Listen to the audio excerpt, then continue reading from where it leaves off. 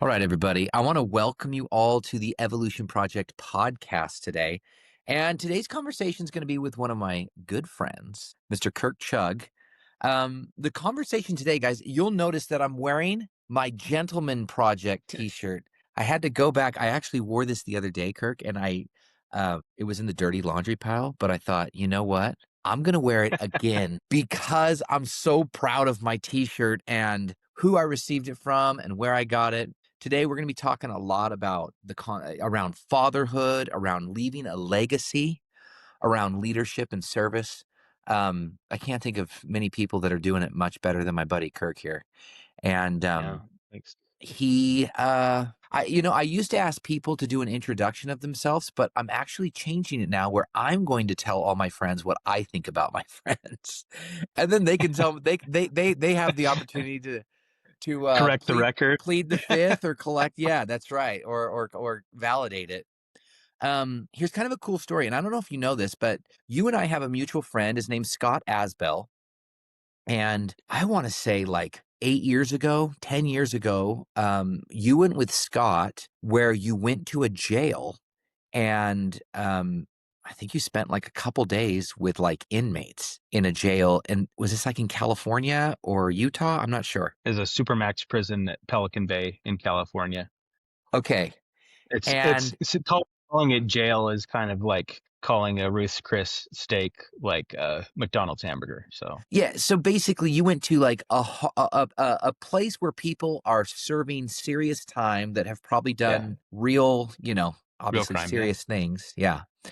yeah, Are some of those people on like a life sentence kind of a thing? yeah. A majority of them entered with sentences that were 20 to life or something like that. And Hmm. Pelican Bay was considered the like where the quote unquote worst of the worst go. It's the modern day Alcatraz, the supermax high security prisons, and it's almost like a badge of honor for people that end up there that they claim like, hey, I'm in Pelican Bay. Mm. That's the place that for a long time before culture shifted and changed inside the prison. That was the worst of the worst is what Hmm. society calls them. But you know, if we want to have a podcast on this, we can go 2 hours on this one. Well, no, no, But no, that no, is no, where I no. met. That is where I met Scott, and we served I believe it was 3 full days in the supermax prison. And once you serve with somebody there, you don't forget them. You have a shared experience with each other that is really hard to describe to anybody that wasn't there. Hmm. And that's the first time I met Scott. Great guy. So Scott got back from that experience, and I don't know how it came up, but randomly he's like, "You really need to meet Kirk Chugg." And I remember thinking, I'm like, I think we're friends on Facebook. um, because we had like some things that had overlapped. Like we have mutual Yeah, friends, Jeremiah Jones and Tyler for Buswell, sure. right? These people. But we had never really met. And then for whatever reason, we didn't connect. And then, fast forward to a couple years ago, I get together once a month with a group of men, and Kirk is one of those men. And I met him in that group, and we've gotten to know each other a lot better. And Scott Asbell was right. Turns out we would make good friends, and we have become Kindred brothers. and we have become Yeah, super good friends. And I think of all the things we've been able to do together and experiences yeah, we've been able to have. And it's one of those people like you're in a good friendship where time is not a great way to describe it because you just feel like I feel like I've known him forever. yeah, yeah. And I feel that way with Yep. you. Yeah, I had the same. I was watching these Facebook lives of Bryan at these campsites, and he's like talking about this. I'm gonna start this evolution project thing, and he's like, come on a ride with me, and we like go up, and he's like, this is where we're gonna do it. This is what it's gonna be about. And I was like, that I've been doing the Gentleman Project for a long time. And I was like, Yeah. this is very complimentary to Yep. what we're doing. And to be like 100% transparent and honest, I was like, he's doing what I want to do. Like he's making moves. He's like massive action. And this was like middle of COVID, right? Like Yep. nobody's doing anything. And you're just like, we're going to get together. And I watched you and I was like, I should know that guy. And Mhm. so when I walked into, like, our men's group that we go to once a month, I walked into that room and I didn't know you were a part of that group until I saw you there the first time I got invited. And I walked in and I'm like, all right, I know that guy because I watched his Facebook lives and he does the Evolution Project. So I knew a lot more about you than you knew about me the first time we met in person. Well, things have worked out pretty well. Um, and I think, maybe a good place to start, we've kind of talked about like how we know each other. But I think it's actually really important to talk a little bit about the Gentleman Project. Look what I got right here. Look at that. Dude, love it. Um, this all kind of, what I think is so many important movements start with men or women or humans that are wanting to share a message with the world is really like the thing that I come together with, right?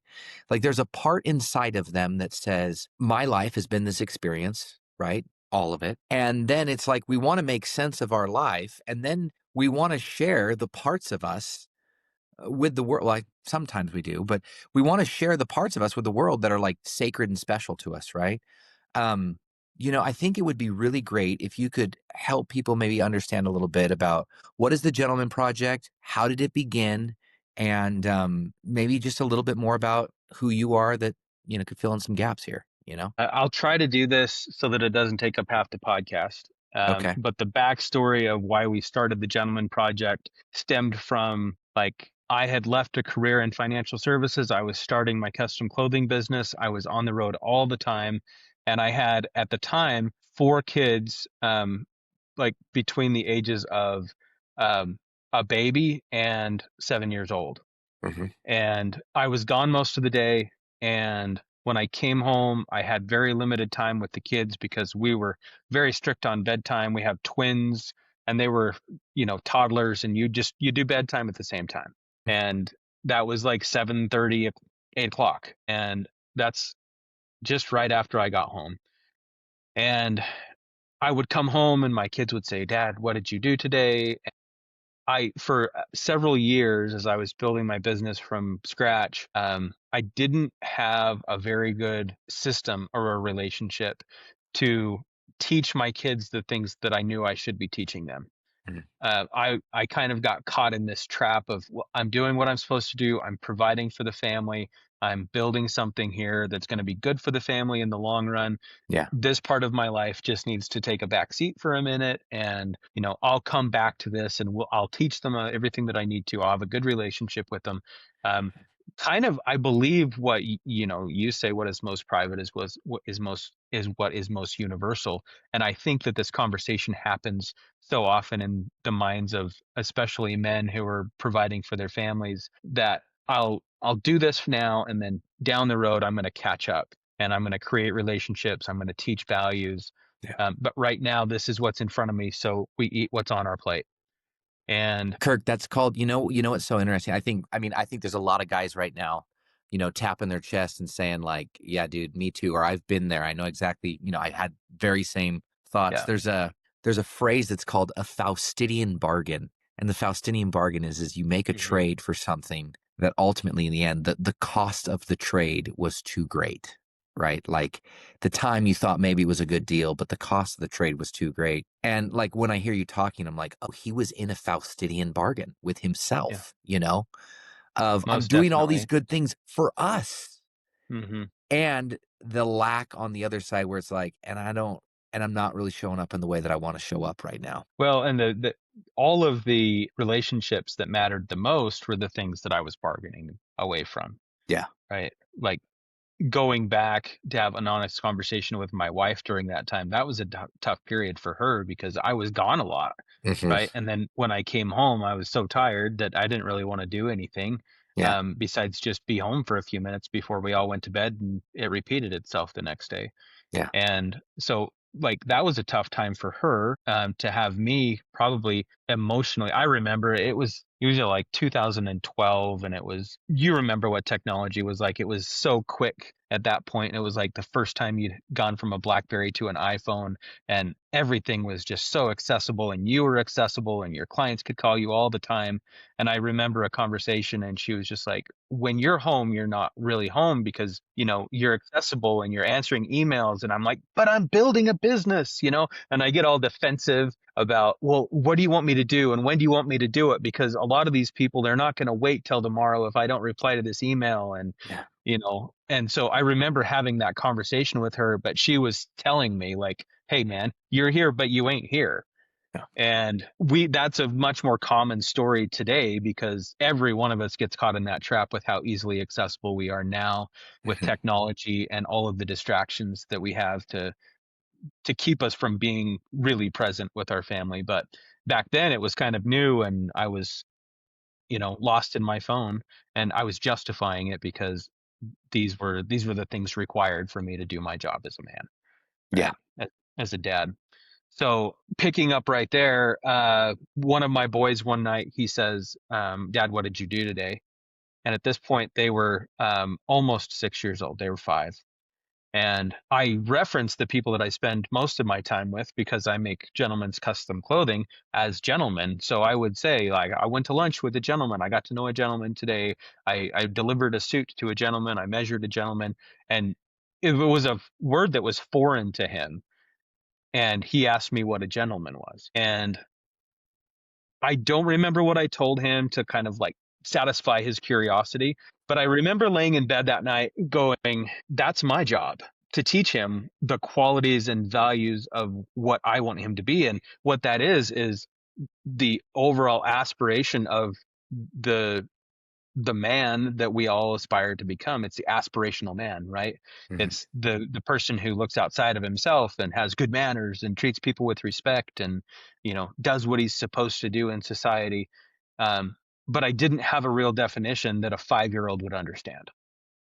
And so I kind of fussed over this for a couple of days. And then I came up with this idea that if I've got 10 or 15 minutes after we eat dinner and they go to bed, between bath time and lights out, we would have I just said, would you meet me in your room and I will teach you what a gentleman is? And the boys eventually called it the Gentleman Project, and they would wait for me. And I know now, looking back with maybe a little bit more maturity as a dad, they were not so excited about the I'm going to learn what it takes to be a gentleman. It was Mhm. my dad is setting aside dedicated time for me every night that I have his full and undivided attention. And that was what they were excited about. So we would do our nightly routine, and I would walk into their bedroom to, tuck them in and say goodnight, and they would be sitting on the edge of the bottom bunk bed waiting for me to come in Mhm. and talk to them about what a gentleman was. And so we started with the things just off the top of my head. It was that time of life when everything was super hard. I'm too little, I can't do that. I'm too small. And I thought, well, a gentleman does hard things without complaining about it. Yeah. And if you want to develop a good habit, like find something hard and do it and then do the next hardest thing.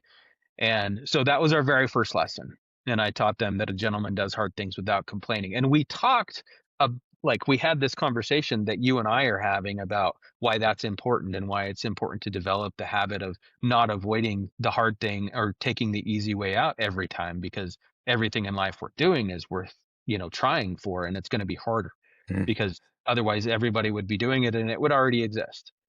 And, like, I'm having these conversations with 5-year-olds and they're getting it. And they're, like, nodding and going, "Okay." And we're having, like, a two-way conversation. It wasn't just me preaching.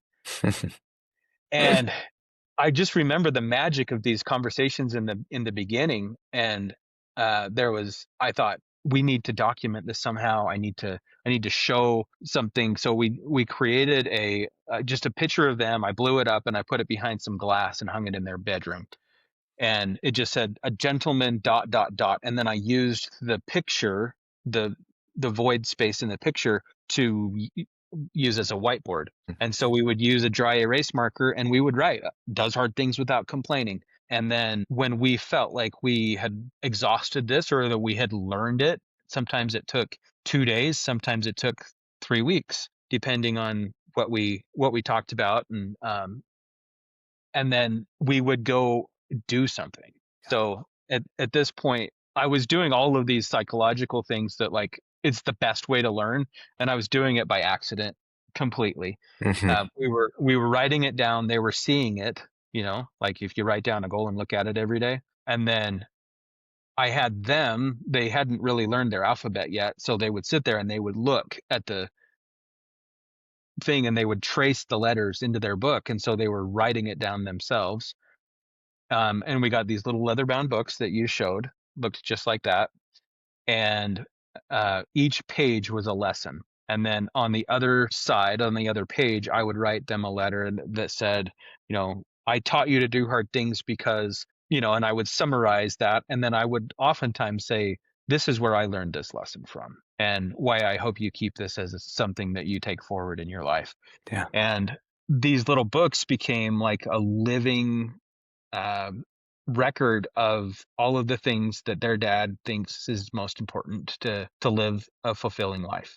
Yeah. And they just ate it up, Brian. Like there was something magical about this word gentleman that they ate up. My daughters heard it and they were curious. Like, what's that? Can we do that? So we incorporated my daughters into a lot of the activities and a lot of the conversations as well.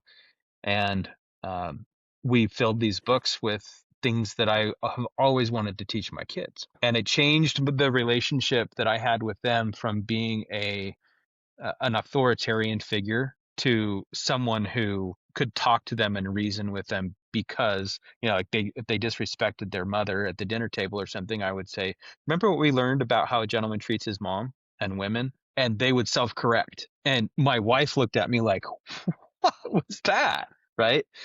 And so that was the background story. And then as I'm out talking to people, um, we I would ask them, what are you doing right now to connect with your kids? Because this had worked magically for me. And I Hmm. thought, how many other men maybe have things that they're kind of keeping under their hat, things that they do that work in their house that we just don't talk about as men. Yeah. And so I would ask the question at all of my networking events, what are you doing to connect with your kids right now? And I would get great ideas, or it would open up a conversation with men that would say, I have no idea what I'm doing as a dad right now. Have you felt that way, Brian? Oh, dude. I think the most common thing people say is, there's no real full on manual how to be a father. Like we have our fathers personally, but that's a different experience for every person. And these kids are all so different. And there's so many factors to fatherhood. So, yes, 100%. Yes. Yeah. And so what would happen is we would have these amazing conversations where it would go from, hey, how can I refer business to you? To this is the thing that keeps me up at night the most because I'm not connecting with my kid, or my kid's getting older and I haven't done what I know I'm supposed to do and I'm running out of time. How do Mm, I remedy this? And man, I'll tell you what, if you want to create deep relationships with other men really quickly, you talk about faith, family, and finances. And if you can do that in an open hearted way, when a man opens up about his role in a family and can be honest with a brother about where he's struggling, you mhm. become fast friends. That's right. There's no way around it. And you know this from doing the evolution project, right? When you get honest and real with a group of men, you remember those men like forever. Mhm. Because it is such a rare occurrence that we give ourselves the opportunity to talk about what lies closest to our heart and keeps us up at night. So, this is kind of a great segue here because I know both your boys really well, John and Bennett, Yeah, and two of the hardest working young men that I've ever met in my life. agreed. Humble, fun, just really great young men. Um, Tell me a little bit about raising these intentional men. So you ended up writing a book from this, if I remember correctly. Mhm. I did. And this kind of became like I would say like a staple for you, right? Like moving forward, you're like, I'm a husband and I'm a father, and fatherhood's really important to me. And like want to raise these men and my little gentlemen that are going to become gentlemen, right?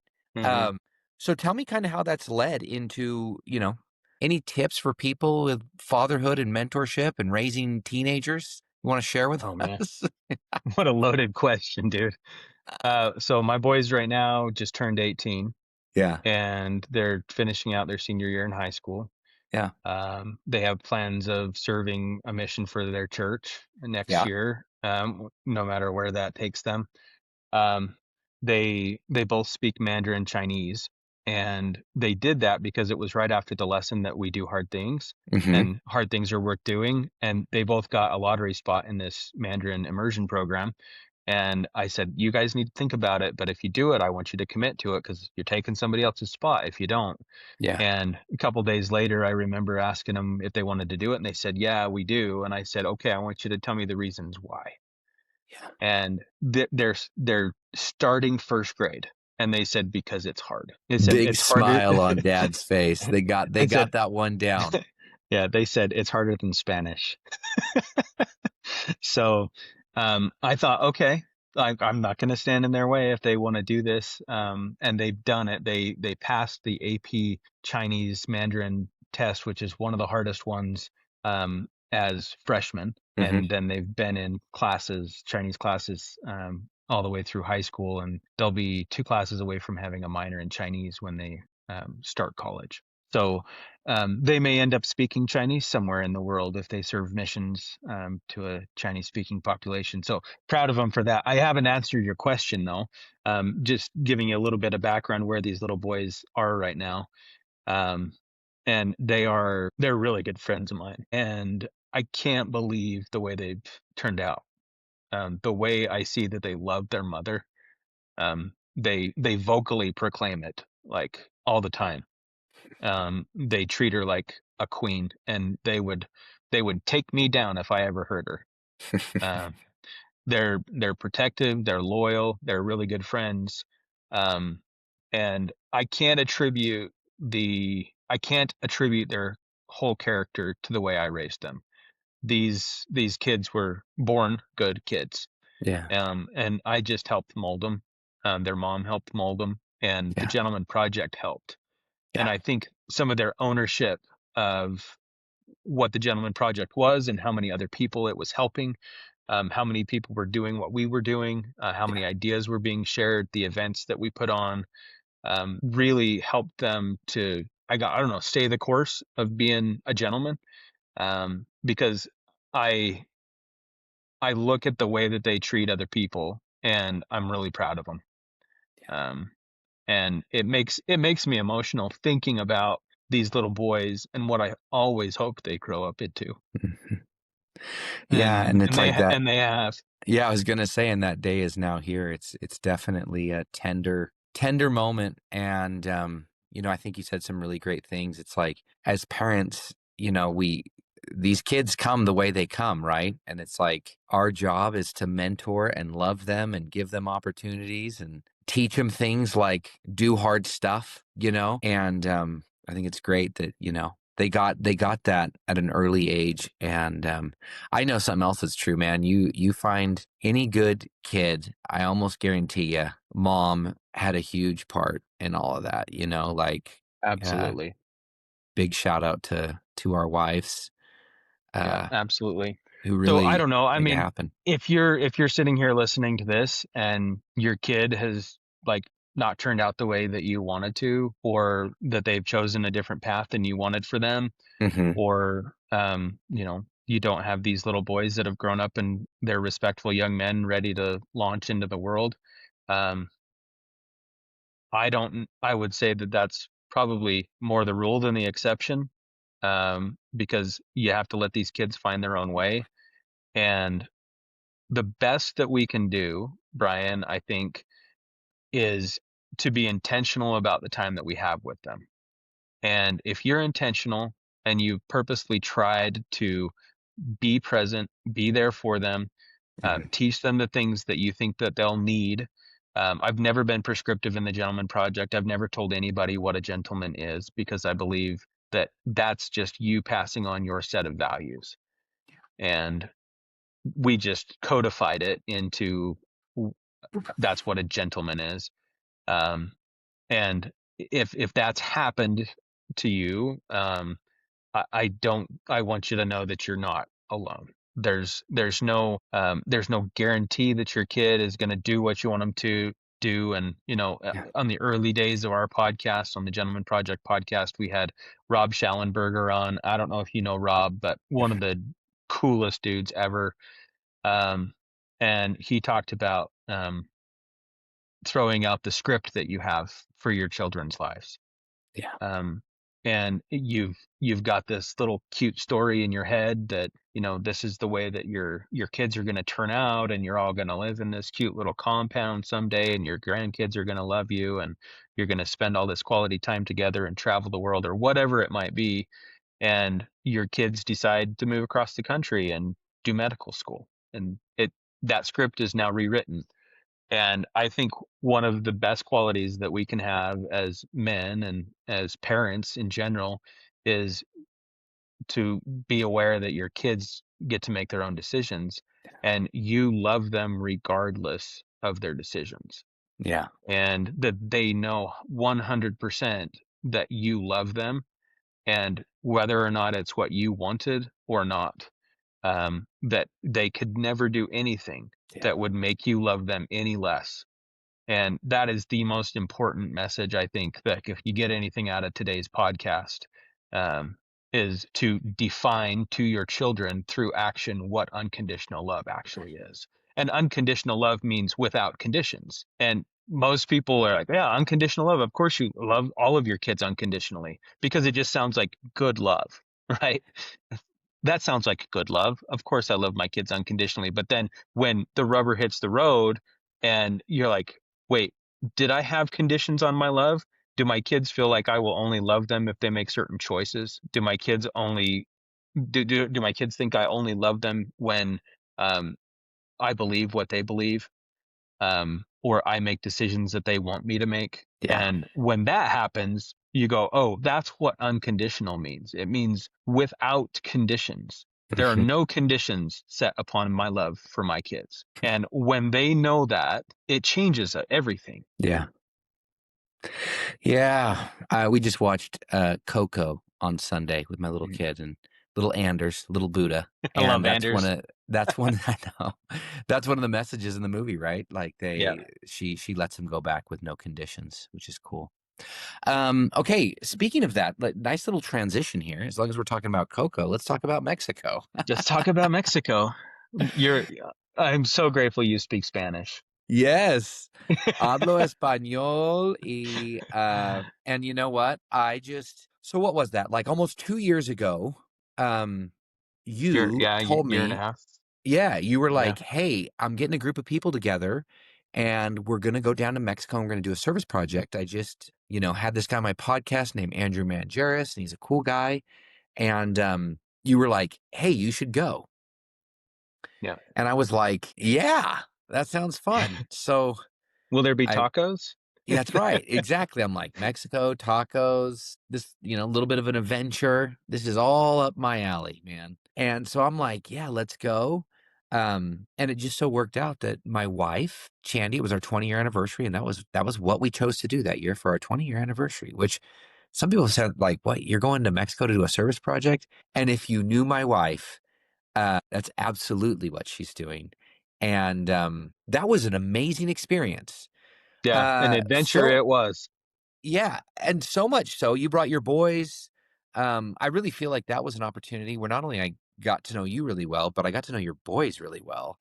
And I kind of feel like that distant uncle with them, kind of almost, Yeah. like whenever I see them, I'm always like, it's John and Bennett. I love these kids. And they're always, dude, they are strapping, strong young men. Um, so I wanted to kind of talk a little bit about Mexico. I wanted to talk a little bit about the ranch and just give people kind of an idea. So you inspired me. And one of the biggest things people say when they come to the Evolution Project, they go, "Do you have something like this for my boys, my teenage sons?" And previously the answer was always, "No, I really don't. I'm sorry. I don't." Until, uh, I went on that trip and I saw you and I saw how how important, honestly, your boys were in on that trip. You talk about doing hard things. Your boys picked probably the hardest job, which was mixing the cement, and they were going at it and then as soon as they were done with that, they're lifting buckets of cement. And maybe if you could, so for a man that's like, hey, I'm thinking about going on this trip, I'm thinking about bringing my boys, it's a little bit of a financial, investment in this. What advice would you have for anybody that's thinking about going on this right now, as someone that's gone on it with your boys? Well, if you wanted a real review, I asked my boys, "Would you do that again?" And both of them, without hesitation, said, "Oh yeah." And when you describe what the trip is, it's hard labor, and it's a long ride to get over to the school that you're building.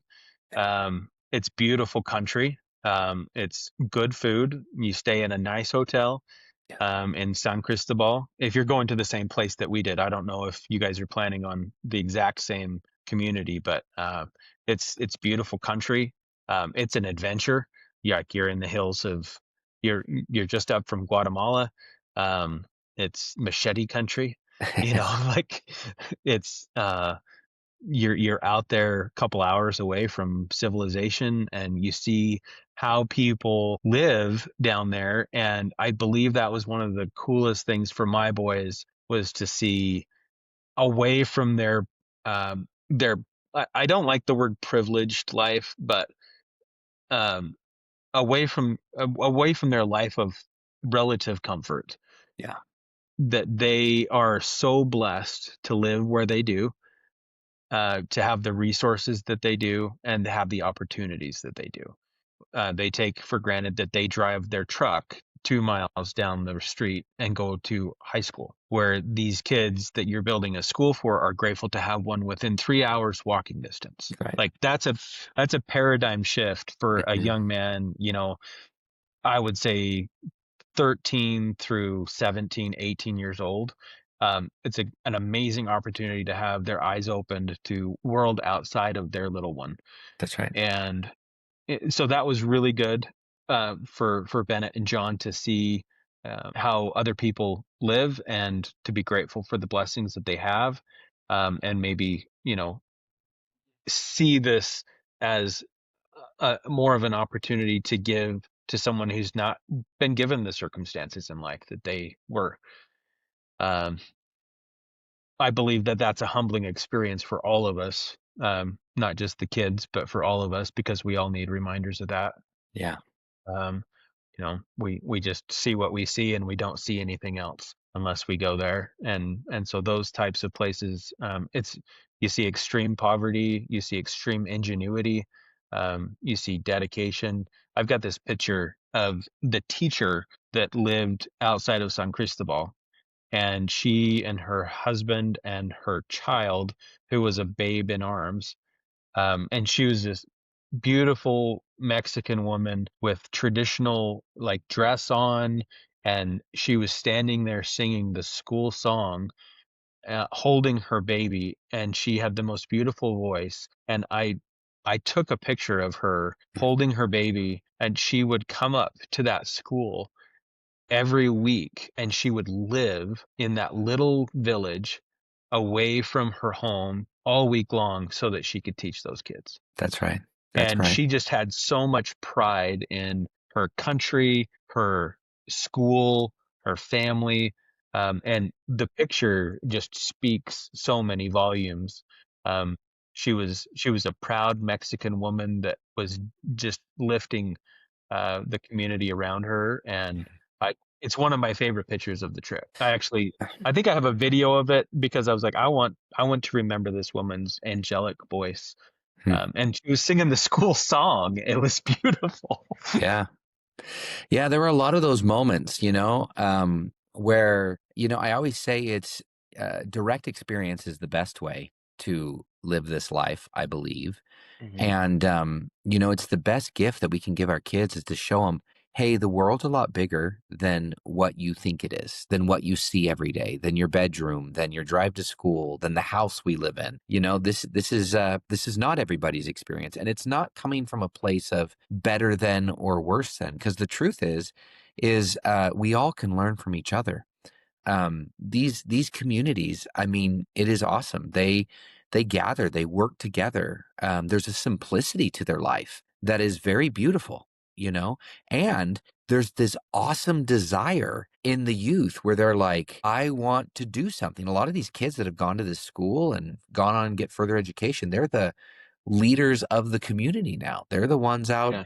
being entrepreneurial and starting the business. And it's all coming from, foundations like Kotael and people like you that gather people together and bring them there and give them an experience. And we actually got the bonus round because we extended our stay and we were able Hmm. to go and see some really amazing ruins and waterfalls. And I am so glad that you guys decided to make that change up. I know it costs a little bit of money changing flights and stuff.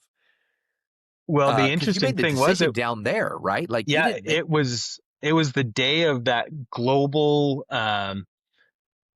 outage with software with the airlines, and it Yeah, was like we're either going to be sitting in Mexico City airport for 2 days, where we should go to Palenque and see the ruins and with Brian. So yeah. it was awesome.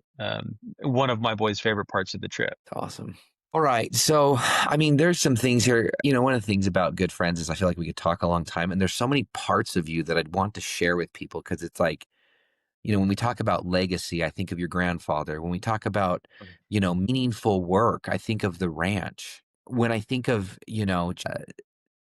just like living a life that's like connected, you really do a really great job of that. And I love that you've shared those parts of me with you. Like you do a thing up at your ranch every year, last couple years in June, and you invite and what do you call it? You want to tell everyone a little bit about Man Camp? Yeah, we call it gentleman's camp. And so man camp is in the fall. That's my boys and I.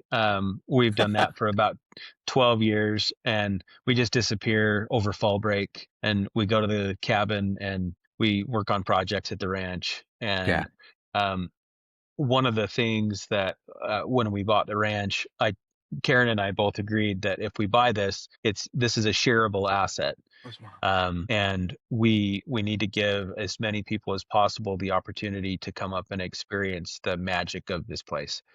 And so over the last 3 years, we've done this gentleman's camp, and Yeah.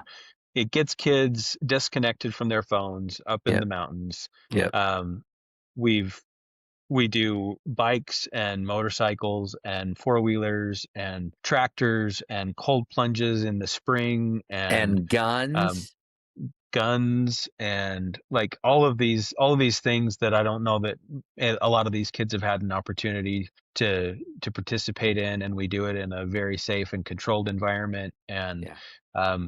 you can bring your trailer or your camper up, or you can tent it.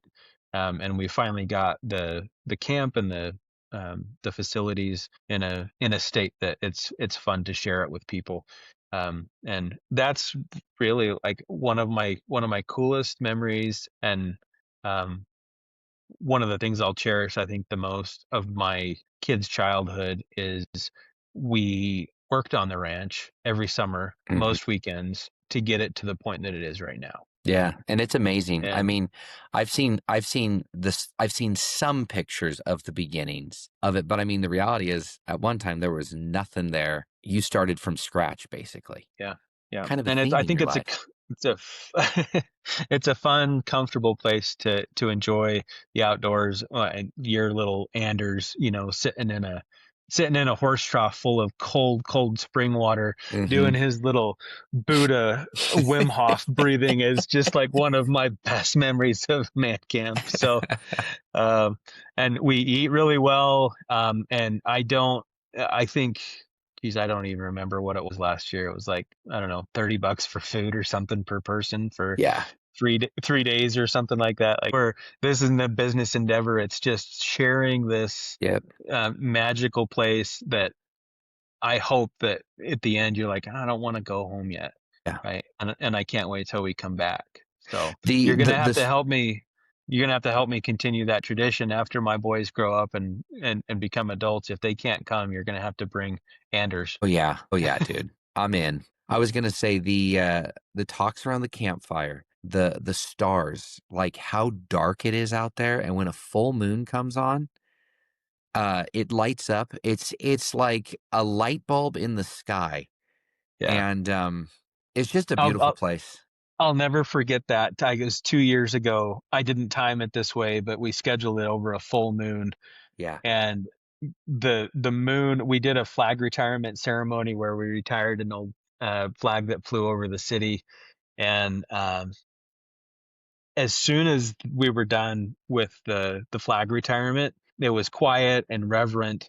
And I stood up and I just said, let's take the next couple of minutes and just watch what happens over the mountains of the Monte Cristo range. Yeah. And we were all silent and reverent, and we watched the moon come up over Monte Cristo, and it was just like a beach ball in the sky on fire. And it was cool enough that it captivated even the teenagers of the group were quiet and watched it happen. And it was a pretty awesome moment. So we're gonna kind of wrap it up here, and I got a question for you as we do that.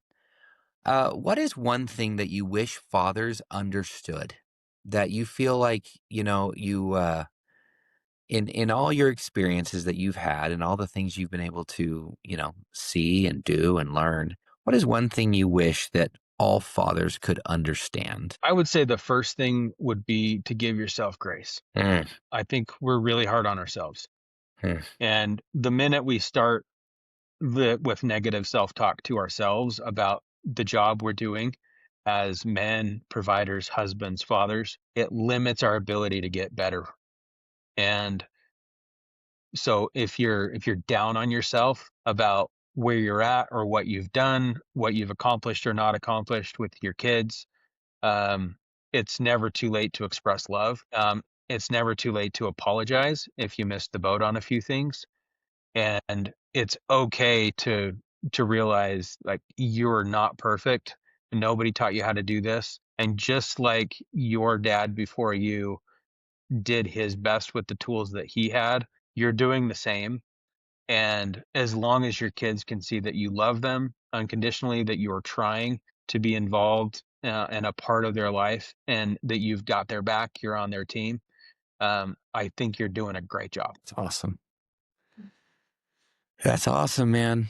I bet there's somebody out there right now that's just going, that was the message I needed to hear today, you know? I hope so. I hope so. As I've grown, through and matured as a dad, I believe now that I'm closer to the age of a grandfather than a new father. Uh, that is why people love being grandparents so much, is because they've become more mature in the way that they see the world and Mm-hmm. life and effort and second chances, and why they don't dwell on the little things that, I as a young father was so worried about the way my kids behaved because it reflects poorly on me Yeah, as a father, right? Like it's such a universal stupid thought. Like they're kids, right?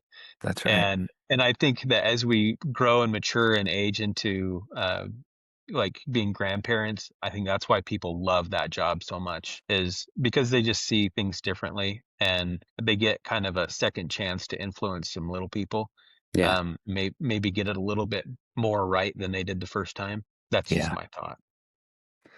Well, amen, man.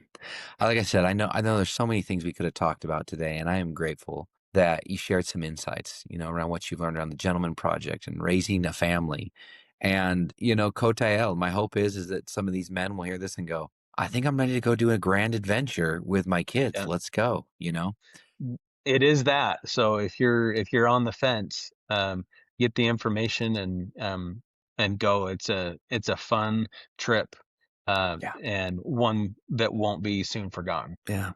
We'll have all the notes, down below, as well as a link to, if you are interested in going, there's a website set up, and it's on the Kotael website, actually, is where everyone goes. Yeah. And because it's a nonprofit, the trip is like a charitable donation, actually, which is really awesome. Yeah. So anyway, uh, Brother Chugg, Booked booked by the end of the year if you need book a by the tax end of the year. If deduction. you got, yeah, I was gonna say, if you're looking for a few little tax write-offs, let's get you on the card. Yeah. All right, man. Well, hey, thanks for Hey, spending thanks, some time brother. with us today. Really Love you. appreciate it. Thank you, Kirk. Take care.